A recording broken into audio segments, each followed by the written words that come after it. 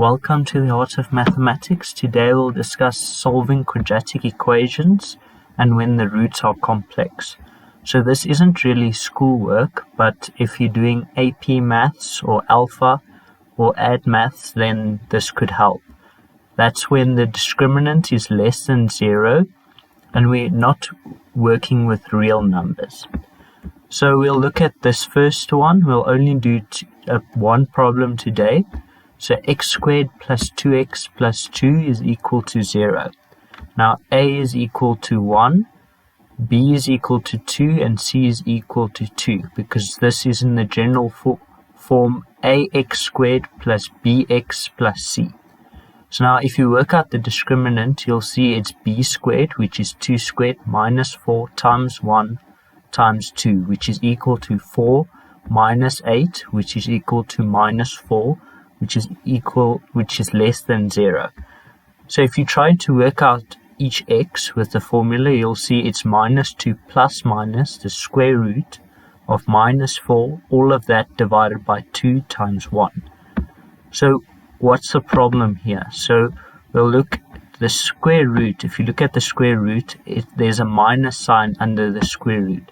So you know there's no number multiplied by itself that can give me minus 4. So only 2 times minus 2 gives me minus 4, or minus 2 times 2.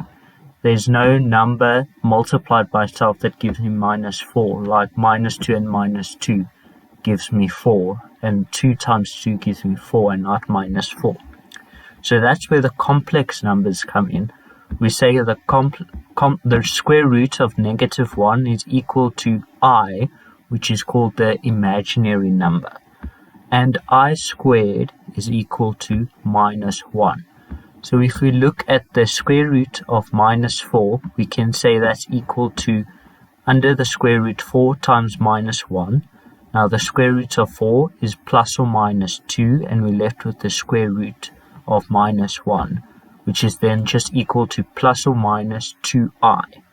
So now if we plug that into the formula, we get minus 2 plus minus 2i divided by 2 times 1.